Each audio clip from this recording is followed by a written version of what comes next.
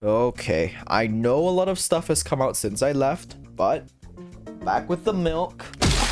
Let's go see what's up. Let's see here, Emerald Rogue got an update, Source got a sequel, the EV Expo game Gem just finished. Now these will all be covered eventually, but damn it, I feel like what my heart feels like doing, because Pokemon Dreams has always had its place in there. It feels like the nice middle ground between the old school Pokemon ROM hack and the modern expensive feature-filled projects. A modernized classic, if you will. Now some people don't have the best impression of Dreams, which is why I'm here today to show all the naysayers wrong. A custom region, a post-game, Fakemon? Ooh, retro achievements? Only someone really granular will make those. I'm fully sold again. Let's take a proper look at Pokemon Dreams.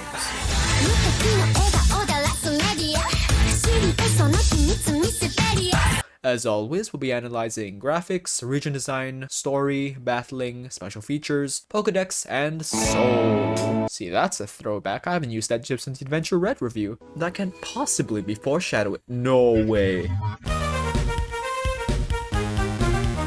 Let's get this out of the way first. Pokemon Dreams has a bit of a reputation for having bad designs, and most people wouldn't even think to go to its Poke community page to see what's even meant by this. Sure, the Fakemon aren't all winners, but I'd argue it's more of a case of clashing art style than genuinely bad designs. I mean, look at this guy. How some of them fit right in, like Brook. Fakemon go in the Pokedex section generally, so these discussions are for later.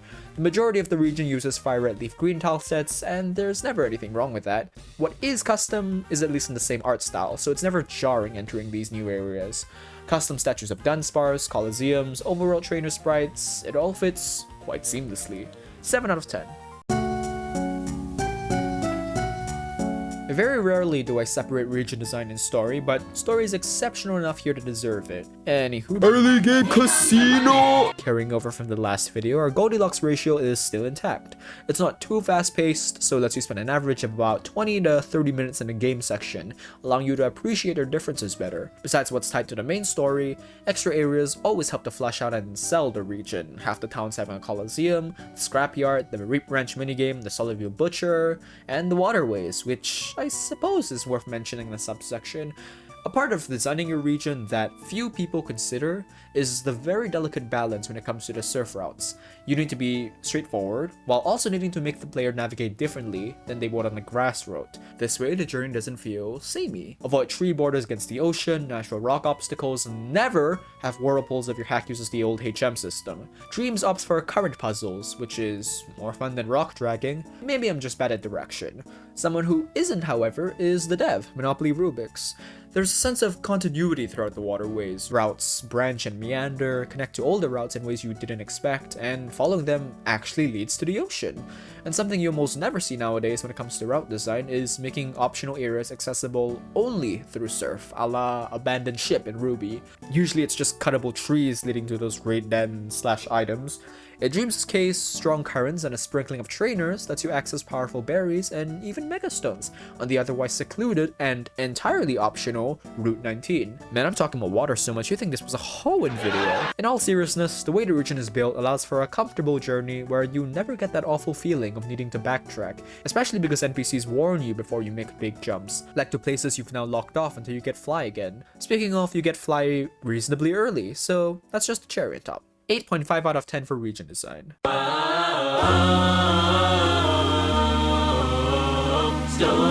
Putting it out there, one of the better ones. Sure, it's a little eye-rolling when unwavering emotions plays for the umpteenth time, but that's more so a limitation of the genre than too much fault on the developer. I usually don't care for teams in ROM hacks because they're always almost one of 3 things. Megalomaniac losers, some grand plan to save the world, but whoopsie, turns out we were going about it the wrong way. And goofs. Team Coil is the second one, but there is thematic relevance to its name, and interacting with people around the region, showing why such an organization would come to be, does put it above the bar. Admittedly, this trope has been done before, but there's a reason I like it better here, which I will get to in the soul of this game. Another thing this game excels at is visual storytelling. In Professor Connie's lab, there are 2 beds in her other room despite working alone. Later, she mentions a colleague of hers that abandoned her. A colleague of yours, huh? must mean a lot to you to still keep the bed lying around, either still hurting or they left on bad terms, calling it. 5 hours later. Called it! There's a lot of gay people out there, and many more instances, from the secondary characters to the supplementary antagonists. I'd say story is good enough to not want to spoil in its entirety here, so to find out more, play the game. Now we'll do an incredibly quick spoilery section, so if you haven't played the game, I'll see you in the gym segment. Spoiler section, I really warmed up to my rival in this hack, and I'm really annoyed. This is the first time I've named them anything other than Kasupid, and it just had to be Dream. As for the main villain Cobra, she's well written to be a youth. She clearly takes what she's doing seriously, and is aware that there will be repercussions to her actions, but the fact that us not joining her, who really wanted to by the way, and her taking it as an attack against her and not her ideology, shows that it was definitely realistic that she'd be easy to manipulate. This of course being done by her brother Garter. Now I noticed once Garter took off his mask that he had an uncanny similarity to the rival, and turns out that's not unfounded. It's pretty easy to miss, but right before Victory Road we can chat up a random guy who tells us a rumor that Beat, the rival's uncle, hooked up with a prostitute many years ago and abandoned both her and the resultant child. A kid with spiky brown hair. It Garter. This is probably the first time I've seen narrative foils in a ROM hack, but hey, Dreams is awesome like that. Garter and our rival both have the potential for more ambiguity and even erosion, but the differences lie in the kinds of upbringing they had. The rival, a boring but ultimately loving home, compared to Garter living on the streets of the capital and having to take care of an infant Cobra. Yeah, that bitterness is warranted. It's very clear that the whole 2013 ROM hack edgy ninja shtick is just a facade, and after a few months of therapy, he's mellowed out and his speech patterns mirror the rivals a lot more. As for his adopted Dan Vidson, sure he's got an alright head on his shoulders, but he failed to reach Garter and didn't stop him from corrupting Cobra either. To say nothing of his enabling of Team Coil, both financially and supportively, but this kind of guy, a little too late, is at least treated with suitable contempt. It's very strange that not even the professor recognizes the literal champion though. Anywho, a lot of this is subtext, but the idea of if the player chooses to think about is something I wish more ROM hacks would try to implement. Force-feeding story just makes people who were paying attention feel talked down to. Vincent wants his kids to be happy, the rival to get an understanding and explore the world while simultaneously not turning out like his uncle, Cobra to make sure that nobody else falls through the cracks the way she and her brother did, Garter just for Cobra to be happy, slowly slipping onto the mental railroads. The things people do for their dreams, huh? That's the name of the movie. And Hans. Ooh, that bastard Hans. He's the brother that left and never came back, and his dumbass is the reason for several separate conflicts throughout the story. You know, when the rival's parents kept on trying to stop him from leaving town, I thought they were overreacting and thought this plot point was overdone. But then we actually meet Hans, and yeah, they were real for that. Hans isn't the main antagonist, hell he doesn't even show up more than once, but compared to the sympathetic to the even cartoonishly evil, he stands out as the kind of obnoxious, selfish, mundane evil that plagues us all. Oh, speaking of Gym Challenge though, I'm so stupid. I've left my milk. I forgot to bring the milk down. Not too much to say about difficulty other than it is perfect for a casual ROM hack. Stable level curve, proper spreads or movesets aren't necessary, but simultaneously you can't just fold it in for every fight. Hell, I nearly lost a battle or two. I'd say it's about as, if not slightly harder than Sun and Moon's Ultra Sun and Moon's difficulty. If your journey needs easing still, you can participate in Coliseum Knockout Challenges or the Pokemon Center Trainers. Winning either will get you a sweet new TM, proportionately more useful the more you progress through the game. If you want to talk about the gym leaders, half of them are quite distinctive. My favorite is Tony Soprano. Yeah, he's quite fun. Sailor Hat over here is just like me for real. I have a daughter in a 9 to 5. I'm not talking to some guy's kids longer than I have to either. It's a nice subversion of how gym leaders usually only exist to serve you. One of them's a riot though. Big talker, nonchalance for being in criminal territory. His name's Jimmy. Saul Goodman is a gym leader? I worked my ass off to get to where I am. And you think you can exploit tight matchups and call yourself my peer? Pokemon battles are sacred.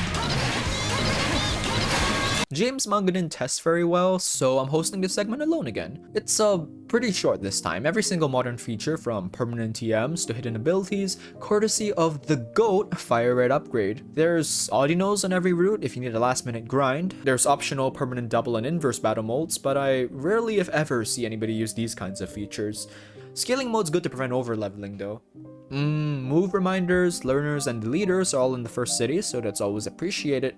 It's actually crazy that permanent HMs are the exception now and not the standard. Maybe I'm in a nostalgic mode, but strangely I like the idea of HMs being permanent. It enforces the idea that these guys are your partners, no? Your rides or die, and essentially locking in a part of themselves meant only to help you is interesting.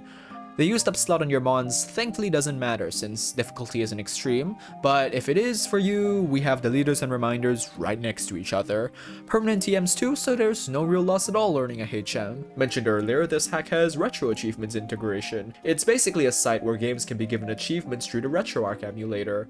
I'm using MGBA alone, so I couldn't access these, but if you want 100% dreams with a defined guide of what that means, here you go, I guess. What is entirely unique to this ROM hack is the music. It's entirely Fire Red sound font covers, it's always a pleasure. When an actual emotional cutscene shows up, the dev swaps out an emo for one of her sound font covers. And thank God for that, because I'd score story a 6 out of frustration if I have to listen to dung, dung, dung again for the 7th fucking time. But I feel if you're gonna do a little, go full hog. It's pretty jarring hearing Xenoblade music 1 second and abruptly cutting to Route 7 from Fire Red Leaf Green. Nitpick aside, it's a nice variety of music, and a pleasantly surprised 8 out of 10 for special features. But most modern ROM hacks score well in this category. Trust me, once we get to real classics like Snakewood and Ultra Shiny Gold Sigma, I'll bring out the paddles. Ultra Shiny Gold, God, what a name. I think I had a problem when I was 14. I played that one twice. I don't know. Choice specs, choice band, choice scarf, life orb, booster energy, expert belt.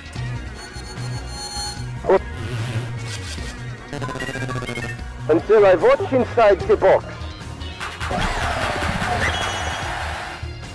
I don't know. Mentioned earlier, an Audino on basically every route. Pokemon in general are well spread, both type-wise and role-wise. Something of note, however, in a lot of ROM hacks, Poliwag and Gara fraud aside, most water types, barring starters, will not be caught until after a player gets surfed. At least Dreams gives you the good route early on, and all the water starters can be won gambling. Alright, the Fakemon, defended they may be by me, yeah, kind of hit or miss. The older Pokemon formula of animal with fantastical features applied, Aljelly, Blizzburn, Aparabbit, are all good examples, but then we have Reflex, Mega Blizzburn, and Flamingo. It's a mixed bag, but entirely forgiven by the existence of Toxipus. Look at him. It's Toxipus, he's awesome. Custom Megas, such as Mega Heatmore and Chingling especially, are cool too. They're really cool. Nothing to say here, no notes. Both Pokedex and distribution in mind, I'll give it an 8 out of 10. If I can have wildly different teams by the end of separate playthroughs, something must have been done right.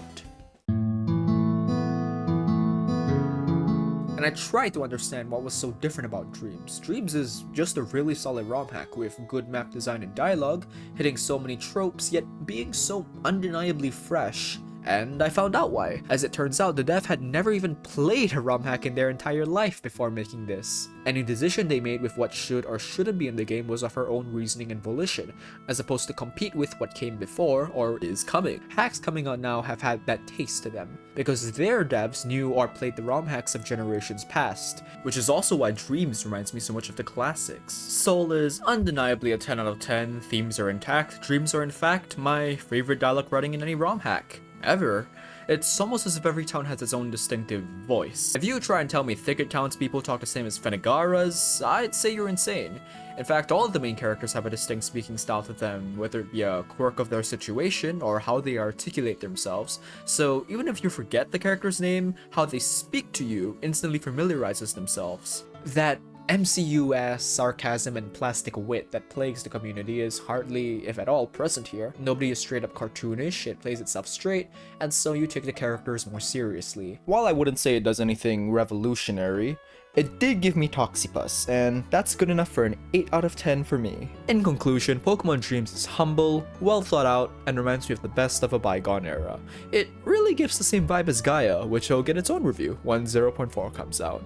More sludges on the way, kittens. Open wide. As always, I'll see you, yes, you, Tuesday.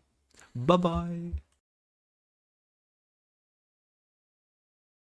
Off my and you're the fuck. And you